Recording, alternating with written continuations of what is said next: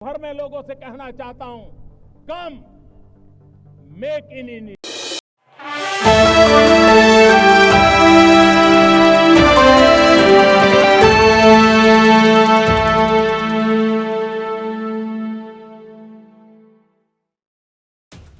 मुंबई हमले का मास्टरमाइंड तहव्वुर राणा भारत लाया जा चुका है।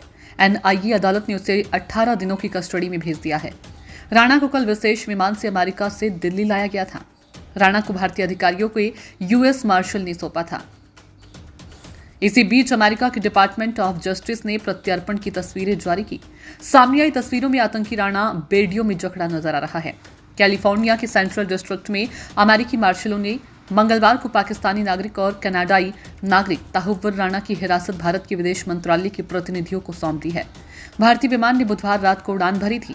बीच में विमान एक ब्रेक लिए थे, जिसके बाद गुरुवार रात को शाम 6 बजे के बाद दिल्ली एयरपोर्ट पर उतरा।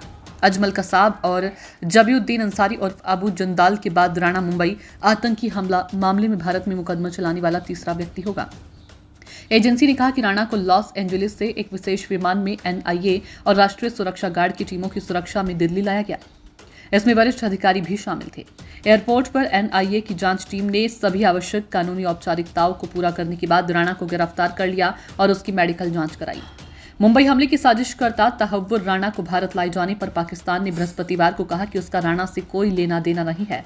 पाकिस्तानी विदेश मंत्रालय के प्रवक्ता शफकत अली खान ने कहा कि राणा कनाडा का नागरिक और उनके देश का कुछ भी लेना देना नहीं है।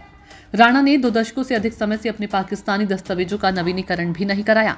एनआईए ने अन्य भारतीय खुफिया एजेंसियों एनएसजी के साथ मिलकर पूरी प्रत्यर्पण प्रक्रिया को अंजाम दिया। राणा को अमेरिका में भारत अमेरिकी प्रत्यर्पण संधि के तहत एनआईए की ओर से शुरू की गई न्यायिक कार्रवाई के आधार पर हिरासत में लिया गया था। राणा की कई कानूनी अपीलों और अमेरिकी सुप्रीम कोर्ट में आपातकालीन याचिका के खारिज हो जाने के बाद प्रत्यार्पण संभव हो पाया।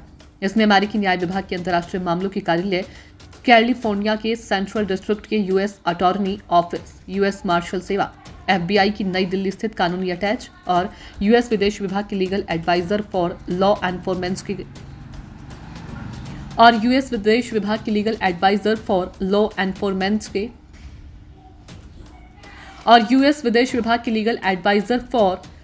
एनफोर्समेंट के कार्यालयों का सक्रिय सहयोग रहा।